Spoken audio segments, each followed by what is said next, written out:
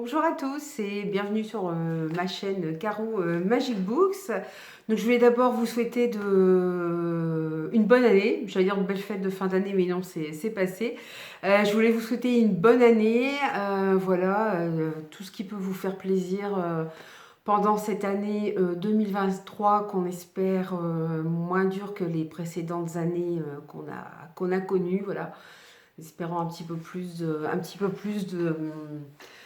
voilà, de positivité, de moments plus calmes, doux, et plus être un peu dans cette atmosphère assez anxiogène. Puis je vous souhaite aussi de trouver de belles lectures pour cette année 2023. Alors moi, je n'ai pas commencé par vous faire un bilan parce que j'aime bien avoir un petit peu de recul sur mes dernières lectures pour dire quels ont été mes coups de cœur l'année 2022 d'une part, et en plus j'ai je suis jurée du PLIB, du prix de l'imaginaire.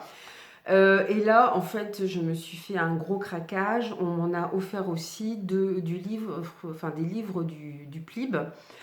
Alors, il y en a dedans qui sont... Parce qu'au départ, vous avez une sélection, il y avait plus de 300 livres à sélectionner. Alors, moi, je suis jurée pour adultes et jeunesse young adulte. Donc, au départ, vous avez une présélection. Je crois qu'il y a plus de 300... Non, c'est 180 livres qu'il y a au départ. Bon, je vais vous dire une grosse bêtise, je ne sais plus. Donc, bref, il faut qu'on arrive à 25 livres en jeunesse young adulte et 25 en adulte. Déjà, c'est très difficile. Donc, moi, ce que j'ai là... C'est pas que les 25 livres qui ont été sélectionnés. Enfin, déjà, j'ai pas tout, hein, c'est pas possible. C'est pas que les 25 livres de chaque catégorie. C'est aussi les livres qui n'ont pas été forcément retenus, mais que j'avais très envie de lire. Donc voilà, je me suis fait plaisir, ou je les ai demandés, puisqu'il y a eu Noël, il y a eu mon anniversaire. Donc voilà, du coup, il va y avoir mon anniversaire, c'est pas encore fait, mais il va y avoir mon anniversaire, donc du coup j'en ai profité. Je vais essayer de vous dire s'ils sont dans les 25 sélectionnés, si je retrouve, et si je retrouve si c'est en adulte ou pas en adulte, parce que je ne suis plus sûre. Mais voilà, on va pas trop traîner parce que j'en ai plein à vous présenter, donc sinon je le ferai en plusieurs fois. Alors je vais commencer très fort, je vais commencer par Aurélie Wallenstein et son dernier, L'épée, la famine et la peste. Alors là, on est sur un tome 1. C'est chez Scrinéo. Donc celui-là fait partie des 25 qui ont été retenus. Donc je pense que ça doit être dans la catégorie jeunesse, young adulte. Depuis un demi-siècle, le royaume de Comgal s'enfonce dans un âge sombre. Les monstres pullulent, des villages entiers disparaissent dans les toiles d'araignée et les tarantas tissent dans l'esprit des hommes, les condamnant à s'étioler dans la mélancolie et les idées noires. 3 êtres brisés deviennent la cible d'une population aux abois. Un garçon possédé par l'esprit d'un loup, une jeune fille soupçonnée d'avoir les pouvoirs d'une araignée, un ancien soldat qui a tout perdu persuadé que son fils vit dans l'œil d'un cerf.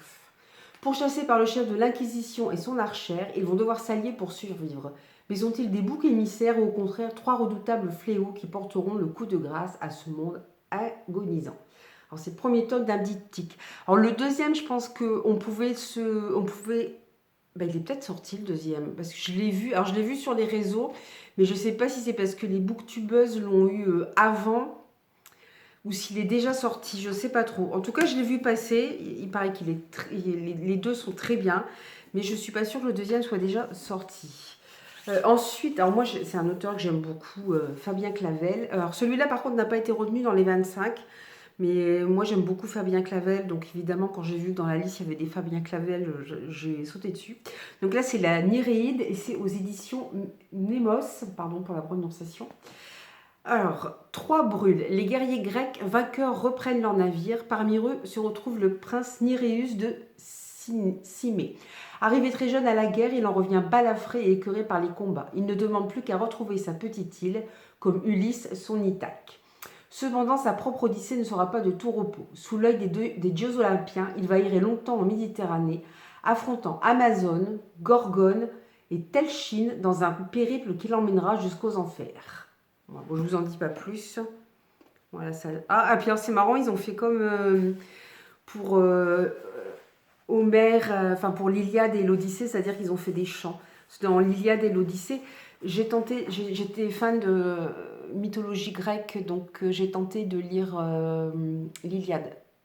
Pourtant, je veux dire, je me suis accrochée parce que j'adorais ça, hein, les histoires, voilà, la mythologie grecque, mais franchement, c'est imbuvable, quoi. Je me dis, il faut être étudiant en grec, enfin en littérature ancienne en lettres anciennes pour lire ça, quoi, ou chercheur. Et c'est à chaque fois, vous avez des chants comme ça, vous avez des chants, sauf que les chants, ils faisaient ça dans le livre, hein. C'était un livre de poche, et le livre de poche, il était épais comme ça, c'était une horreur. Voilà, alors, j'ai acheté aussi, qui n'était pas dans les 25, en plus je viens de voir que ça se passe dans l'univers du porteur de mort, et le porteur de mort, je crois que je ne l'ai pas. C'est malin. Bon, c'est pas grave, on verra après. Alors, c'est Ruine. Alors, tome 1, Chasse à l'homme de Angel Harlequin, et c'est chez les éditions Plume Blanche. Voilà, les éditions Plume Blanche. Alors, la légende parle de Ruine, une épée d'une puissance incroyable qui ne pouvait être dénichée que par la réincarnation de son détenteur. Si les royaumes de Cairn et d'Eren surveillent l'évolution de la prophétie avec attention, la dangereuse reine de Cairn décide de provoquer le destin en envoyant son haut cerf sur les terres de son ennemi, quitte à causer sang et chaos sur son passage afin de lui ramener l'enfant, l'élu qui saura brandir l'épée. Ça fait penser aux légendes arthuriennes, ça je trouve. Ah, j'avais pas fait attention que ça se passait dans le même univers. Il faudra que je regarde, pour à la limite peut-être lire avant le porteur de mort. Je sais pas si c'est important. En fait, ce qui m'avait hypé sur le coup, c'est la couverture. Bon, puis après... Voilà, après vous lisez des résumés. Par exemple, celui-là, voilà, la couverture à la base m'a pas forcément hypé. C'est plus le résumé. Et le titre aussi m'avait interpellé. Underdog Samouraï. C'est de Romain Terneau et c'est aux Forges de Vulcain.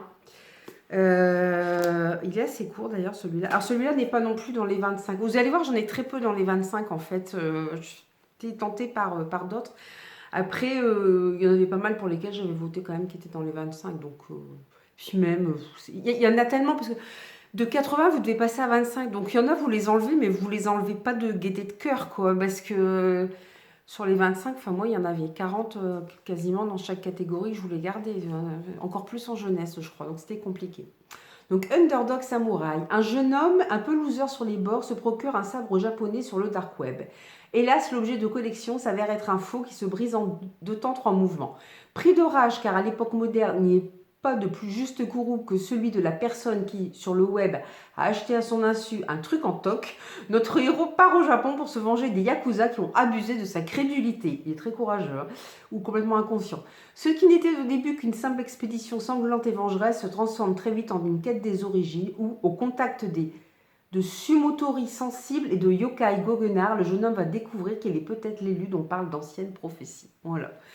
Ce qui m'a plu, c'est que c'était un roman qui se passe à notre époque moderne, donc contemporain, et en même temps, voilà, il y a... De toute façon, c'est l'imaginaire, donc il y a forcément de l'imaginaire dedans. Les enfants du Préventorium, alors je ne crois pas que celui-là est dans les 25 non plus, si je me souviens bien. Alors ça, c'est de Fabien Clavel. Bah oui, bah c'est pour ça que je l'ai pris, c'est Fabien Clavel. Je crois que moi, je regarde même plus les résumés, je vois Fabien Clavel, je prends, et c'est chez Fleurus. Alors, tout enfant présentant un caractère potentiellement déviant devra, dès l'âge de 3 ans, être retiré à ses parents pour être interné au préventorium. Il y sera mis à l'isolement et recevra un traitement approprié. Ça donne envie. Ce que la loi n'avait pas prévu, c'est que les traitements administrés doteraient les enfants de pouvoirs psychiques inattendus. Anaël, Miklos, Intou, Nour, Léana et Yao ont grandi ensemble dans le préventorium. Mais quand ils découvrent que le plus jeune d'entre eux, Yao, est atteint d'un cancer incurable, ils commencent à remettre en question le discours des adultes qui les encadrent. Et si les médicaments qu'on leur donnait étaient responsables de la maladie de leur ami, ou responsables de ces étranges aptitudes qu'ils ont développées. Moi, ça a l'air pas mal du tout, ça. Les enfants du préventorium. C'est pas un tome 1, non. Parce que le problème, c'est qu'il y a énormément de tomes 1. Là, je m'étais acheté Hybride aussi. Je l'avais trouvé sur Vinted, pas très cher. De Gwendoline Vervel aux éditions Scrinéo, encore une fois. Donc, c'est un tome 1, La levée du voile. Au début du 3e millénaire, alors que les hommes croîtront par milliers, que Mère Nature suffoquera, l'émissaire du chaos naîtra. La descendante d'Ilan et d'Elemir. La venue au monde d'une vouivre suivra et annoncera la fin de l'ère des immortels, usurpateurs de la vie éternelle. Alors le destin de tout réside entre les mains de l'écarlate, car elle seule détiendra la clé. On est encore dans une histoire de prophétie. Depuis 10 ans, Margot Pommery est exilée dans un pensionnat au fin fond du Vercors. Sa mère, Adélaïde, l'a tenue éloignée de son foyer durant tout ce temps pour la punir d'un tragique événement dont elle la tient pour responsable. Contre toute attente, Margot est pourtant rappelée chez elle en Champagne pour passer l'intégralité des vacances d'été. Un été qui s'avère plus intense que prévu car la jeune fille découvre qu'elle est une elfide. D'où le titre hybride, elle est à moitié humaine, à moitié elfe, je crois. Une descendante des elfes et des druides, gardienne d'un savoir ancestral et puissante guerrière en devenir. Bon, je ne vais pas en dire plus. En plus, ils mettent les résumés sont costauds. J'espère que ils n'en disent pas trop quand même. Alors celui-ci n'était pas non plus dans les, il était dans les 80 sélectionnés, mais pas dans les 25. Mais j'avoue que voilà, les errantes, une histoire de fantôme comme ça m'a vraiment fortement tentée. Alors c'est de Joe Witek, par contre la maison d'édition, bah, c'est Actes Sud Junior. En plus, c'est Junior, on ne dirait pas avoir la couverture. Je ne sais pas si vous la voyez tellement avec les reflets, comme ça brille. Vous êtes plusieurs, c'est ça. Vous êtes revenus pour nous terrifier, vous voulez nous tuer. De quoi voulez-vous vous venger? Sous les toits d'un immeuble parisien, des phénomènes étranges frappent simultanément 3 filles que tout oppose. Saskia est une artiste étrangère, Suzanne une gameuse qui vise la célébrité, et Annelise une lycéenne mystique. Elles ne se connaissent pas, mais recluses dans le huis clos de leur chambre et de leur enfer mental, elles n'auront pas d'autre choix que de s'unir pour s'en sortir. Un récit d'épouvante haletant. Un voyage dans le paranormal et dans l'histoire au féminin qui percute la réalité comme nos certitudes. Bon, ça a l'air pas mal du tout. Alors celui-ci, celui-là en plus, de toute façon, je me suis dit, je me l'achèterai. Et de toute façon, et en plus, il était dans les 25, donc raison de plus. C'est le parfum de l'impératrice. Alors, c'est de... c'est un tome 1 aussi. L'archipel, c'est de Leslie... Oh là, j'ai du mal à lire avec les reflets. Leslie Tanguy. Et c'est chez Gulfstream, les éditions Gulfstream. Voilà. C'est pareil, la couverture... oui, vous voyez les reflets là que ça fait. C'est juste magnifique. En plus, il y a un petit signet. Alors, c'est du hardback. Ça a un toucher un peu... Alors, pas peau de pêche, mais un peu... vous voyez, cartonné, c'est... Enfin voilà, c'est... Mais c'est vrai que Gulfstream, ils font des éditions superbes, quoi. J'adore, c'est magnifique. Alors, la Manusmar... Je vais mettre quand même face... La Manusmar, montée des eaux dévastatrices, née de l'affrontement des Kraken contre les Léviathans, n'a laissé aux survivants que quelques îles où s'installer. Le plus vaste de ces territoires est le luxuriant archipel où le gouvernement impérial a instauré au fil des siècles des lois strictes. Un jour, un concours de création de parfums visant à soulager l'esprit tourmenté de l'impératrice est organisé.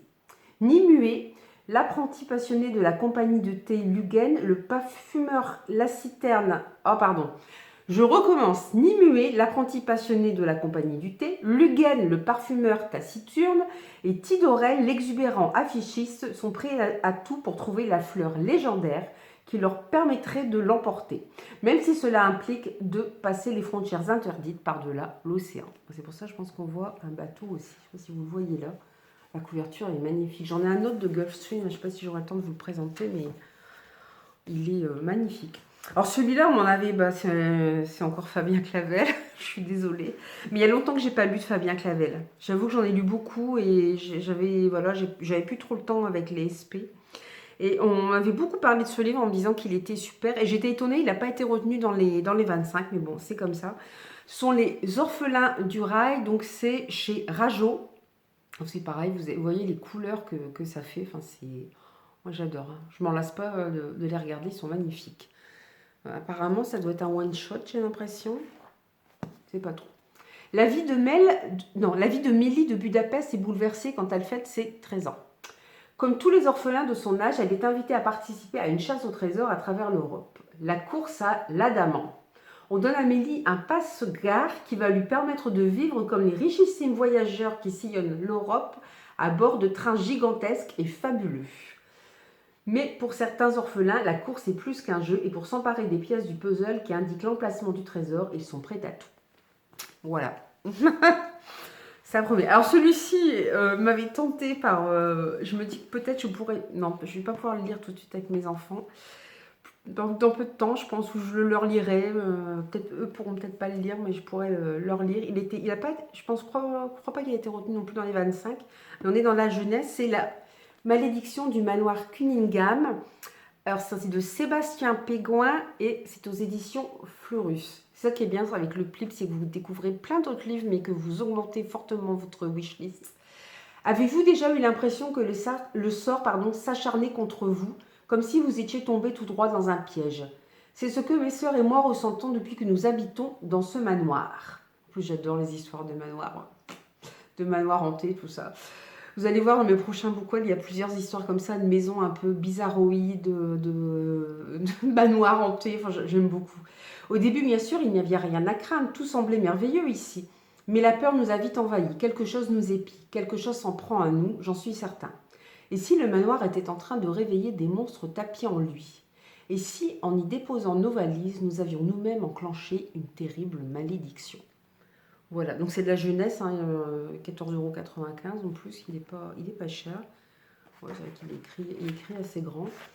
Ça peut être sympa. Ah, je pense que mes enfants sont un peu jeunes pour le lire. Moi, par contre, ouais. Ah, c'est sympa, il y a même les plans du manoir Cunningham. C'est trop cool, ça. C'est trop cool. J'adore. J'adore. Alors là, est-ce qu'on est dans de la jeunesse? Celui-là a été retenu dans les 25. Ne me demandez pas si c'était en jeunesse ou young adulte. Je ne sais plus. Je pense que c'est jeunesse young adulte. Il s'agit de Bayouk. Alors, c'est aux 404 éditions et c'est de Justine Niogré. Alors, il faut savoir que moi, dans tous ces livres-là, il y a quand même peu d'auteurs que je connais ou que j'ai déjà lus. Je vous avais déjà fait une petite présentation. Il y avait déjà quelques livres que j'avais achetés. Il y avait Adé Martel, il y avait Sistra. Qu'est-ce que j'avais d'autre? J'en avais d'autres. J'avais Adé Martel, j'avais Sistra. Les autres, je ne sais plus, j'arrive pas à retrouver. Donc, j'en avais déjà quelques-uns que j'avais achetés avant de savoir que j'étais jurée du Plib, qui heureusement était dans ma palle. Et puis, donc voilà. Donc, c'était juste, voilà, une petite parenthèse. Donc, Bayouk, une malédiction au cœur du plus sombre des bayous. On raconte que c'est arrivé un soir sans lune au village de Coq-Fondu, dans l'endroit le plus reculé du bayou, qu'une jeune fille a été maudite pour les crimes de sa mère, la pirate la plus redoutée des mers qu'elle n'a jamais connue. Où qu'elle aille, les esprits iront aussi, la traquant sans merci. On raconte encore que pour briser cette malédiction, elle devra dire adieu à tout ce qu'elle a toujours connu pour partir en quête de l'épave du Mermaid's Plague. Alors si je traduis bien, Mermaid c'est sirène et Plague c'est peste. La peste de la sirène, si je traduis bien. Le légendaire pavillon de la cruelle capitaine. Ou la sirène de la peste, mais normalement l'inverse, enfin peu importe. Cette histoire, c'est celle de Thomas, mais c'est aussi celle de Boone et celle de Roi Crocodile qui l'accompagneront dans sa quête de vérité. C'est pour ça qu'on voit une espèce de crâne de crocodile. Alors, celui-ci, pareil, il était dans les 80 sélectionnés. Il y a un petit mot qui est resté, un petit papier qui est resté dedans. Mais il n'a pas été retenu dans les 25. Mais moi, je me suis dit, ouais, une histoire de sorcière, c'est bon, c'est pour moi. Alors, c'est Ila, le réveil des sorcières. C'est de Yuna Visantin et c'est aux éditions Kiwi. Ce qui est bien aussi, c'est que, par exemple, les éditions Kiwi, je ne connaissais pas du tout. On découvre aussi des maisons d'édition qui n'étaient pas très connues. Donc c'est sympa de découvrir aussi leur travail. Alors là, autrefois, les humains, les bêtes, les plantes et la terre vivaient liés les uns aux autres. Mais certains refusaient que la vie soit libre et puissante. Ils voulaient soumettre, exploiter. Alors ils s'appelèrent hommes et nommèrent les autres sauvages, bêtes, ressources, femmes et sorcières. De ces dernières, ils dirent qu'elles leur avaient dérobé leur pouvoir. Quand la jeune Ila, accusée de sorcellerie et conduite de force dans la cité de Sker, est séparée de sa mère, elle est contrainte de coopérer avec les hommes du livre, la puissante organisation qui dirige son pays. Depuis toujours, elle les déteste. Ce sont eux qui enferment les femmes et les enfants dans la crainte et la soumission. Eux qui brûlent les sorcières et exploitent le peuple. Eux qui interdisent l'accès à la forêt tout en cherchant à la détruire. Eux qui l'ont arrachée à son village. Pourtant, à Sker, elle trouvera des alliés inattendus, tandis que la révolte gronde et que les représailles se multiplient. Ila parviendra-t-elle à retrouver sa mère et à échapper au sinistre destin des sorcières? Ouais, il promet d'être intéressant. Alors celui-ci non plus n'était pas dans les... Il était dans les 80, mais pas dans les 25. C'est aux éditions Plume Blanche aussi. C'est Maudite. C'est pareil, vous avez un jeu avec la lumière. La couverture est magnifique, je trouve. Alors, c'est de C. Cizel, si je lis bien. C'est pas un auteur ou une auteure que je connais. Une autrice, enfin, on peut dire une autrice. Bon, voilà. J'avoue que le style résumé m'avait bien donné envie. Puis j'aime bien les éditions Plume Blanche. J'ai lu Tiziri, justement, dans le cadre du Plib. Enfin, non, c'était même pas dans le cadre du Plib, c'était juste avant, mais enfin, j'avais vraiment eu un coup de cœur. Voilà que la situation du monde magique repose sur elle, pourtant incapable de réaliser la moindre incantation. La cité de Lialas vit au rythme de la magie. Elle alimente le quotidien de ses habitants pour les soins, la cuisine, les déplacements. Nihil, Elisa, est insensible à la magie. Dans ce monde où ses perspectives d'avenir sont bien limitées, elle trouve le bonheur auprès de Nathanaël, un maître décrypteur. Cependant, la mort brutale de ce dernier plonge la jeune femme dans une profonde détresse car la voilà désormais réceptacle d'un démon millénaire qui rêve de détruire la ville et tous ses habitants. Je vais finir par faire un deuxième tome parce que sinon ça va être la cata. Celui-ci a été retenu. J'ai même le petit marque-page, je suis contente. Dans les 25, donc là c'est adulte, hein, je pense. Les chants de New Ying, je ne sais pas si je dis bien, de Émilie Kerbalek. Alors déjà Émilie Kerbalek, c'est chez Albin Michel Imaginaire. J'en avais déjà entendu parler, je ne sais plus comment était son précédent roman. J'en avais entendu parler, on m'a dit que c'était bien, et là j'ai eu plutôt de bons retours sur celui-ci. Donc voilà, c'est pour ça que je me suis fait plaisir aussi en le prenant. Alors, la planète New Ying, située à 24 années-lumière du système solaire, partage de nombreux traits avec la Terre d'il y a 3 milliards d'années. On y trouve de l'eau à l'état liquide. Son activité volcanique est importante. Ses fonds marins sont parcourus de failles et comportent quantité de sources hydrothermales. Elle possède une magnétosphère et une atmosphère dense protectrice. Tout cela en fait une bonne candidate pour héberger la vie. La sonde Mariner a transmis des enregistrements sonores de New Ying, des chants qui évoquent par analogie ceux des baleines. Quand elle était enfant, Brume a entendu cet appel. Désormais adulte, spécialisée dans le domaine de la bioacoustique marine, elle s'apprête à participer à la plus grande aventure dans laquelle se soit jamais lancée l'humanité. Rejoindre New Ying au terme d'un voyage spatial de 27 années. Que va-t-elle découvrir là-bas? Une civilisation extraterrestre ou une remise en cause totale de ses certitudes? Bon. À voir. Cette œuvre qui brasse tous les enjeux de demain, de l'écologie et la sauvegarde informatique. Elle évoque les utopies d'Ursula Le Guin, les vertigineuses visions spéculatives de Kim Stanley Robinson, qui sont des autrices connues dans le monde de la science-fiction. Alors celui-là, j'espère, je l'ai acheté... j'ai pas eu, parce qu'on a un Discord sur lequel on discute des livres, et j'ai pas eu des super retours sur ce livre. Il n'est pas dans les 25 sélectionnés, mais bon, j'avais envie de le lire, j'ai suivi mon instinct. Alors c'est Noon du Soleil Noir, c'est des livres brillants comme ça. Alors c'est chez Le Bélial et c'est de L.L. Kreutzer. Et alors, attendez, je vais essayer de retrouver. En plus, il y a des illustrations et tout. Ça, c'est super beau, par contre. Bon, j'espère que le livre est bien quand même, parce que j'ai pas forcément entendu de bonnes. Mais enfin, bon, des fois, moi j'étais hypée par certains livres. J'ai eu des coups de cœur pour lesquels d'autres n'avaient pas aimé plus que ça. Donc, bon, comme quoi, d'une personne à l'autre. Alors, cela se passe dans la plus grande ville du monde, connue. La cité de la Toge Noire, la ville aux 1000 fumées. Donnez-lui le nom que vous voulez. Vous y êtes déjà allé, vous y retournerez. Surplombé par le parler du suzerain et les temples de l'allée des dieux, port maritime et fluvial, elle grouille de marchands, de prêtres, de voleurs. On y respire les parfums de pays lointains et la puanteur de la misère. C'est là qu'est né, c'est là que survit Yors, ancien mercenaire devenu philosophe par la force de l'âge et des choses. Mais la sagesse ne nourrit pas son homme et Yors n'a plus un sou en poche quand commence notre histoire. Un peu par hasard, il va se mettre au service d'un jeune homme, un étranger venu faire des affaires en ville. Pas n'importe quelles affaires, de la sorcellerie. Nul ne l'ignore, les sorciers sont des crapules malhonnêtes, des vendeurs de malédictions, des préparateurs de potions aux doigts sales. Mais celui-ci est différent, courtois, un brin naïf, certain d'être le meilleur dans sa partie. Il s'appelle Noon et son emblème est un soleil noir. Bon, en tout cas, le résumé, lui, est très prenant. On va voir ce que ça donne au fur et à mesure. Alors, oui, alors ça, c'est un par contre que j'ai gagné sur le groupe Lire, Rêver et Partager sur Facebook. Je suis super contente de l'avoir gagné parce que c'est Brocélia de Jean-Marc Desnos aux éditions Tornada. Parce que j'ai acheté plusieurs de ses romans, j'en ai lu qu'un, où on retrouve, en fait, c'est les enquêtes d'un parapsychologue. J'ai adoré le premier, voilà. Puis après, j'ai pas eu le temps de lire les autres. Là, en plus, bon voilà, la forêt de Brocéliande, moi qui adore les légendes arthuriennes, vous pensez bien que ça se passe à notre époque, hein, mais vous pensez bien que ça m'a tout de suite donné envie.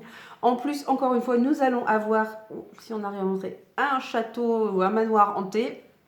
C'est tout ce qu'il me fallait, j'étais super contente. Donc j'ai vraiment super contente d'avoir gagné. Voilà,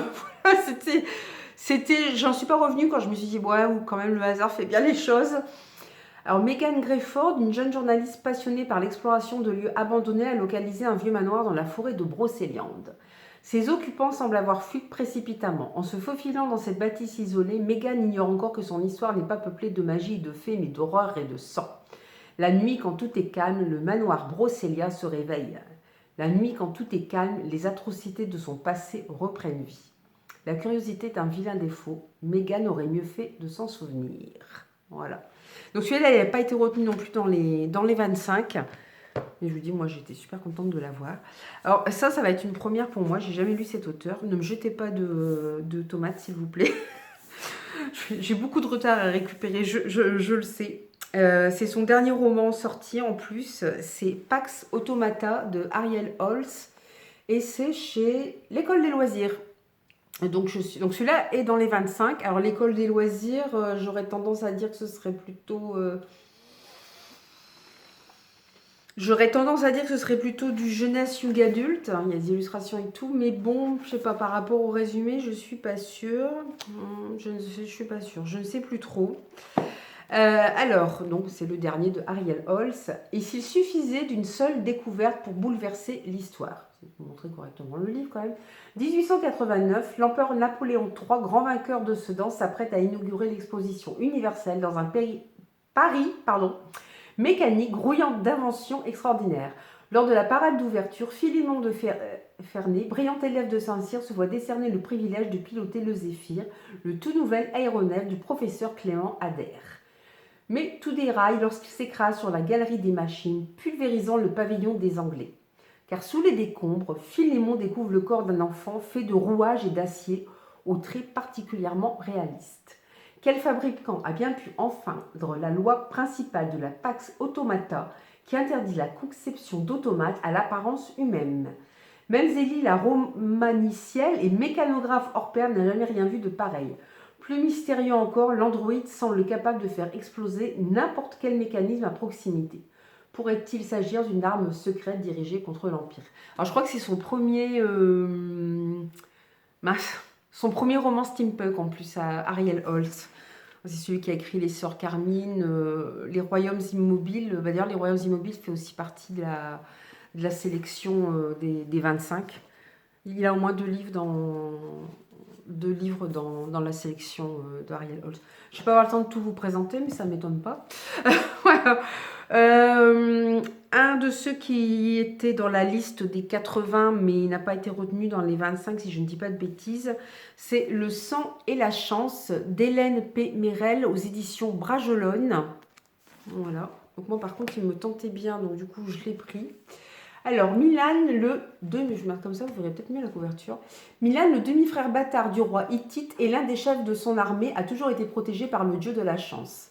Mais demain se jouera une bataille décisive durant laquelle beaucoup seront sacrifiés. Afin de sauver la vie de Maya, une éclaireuse indisciplinée bien trop jeune pour mourir, Milan choisit de conclure un pacte avec le dieu de l'orage.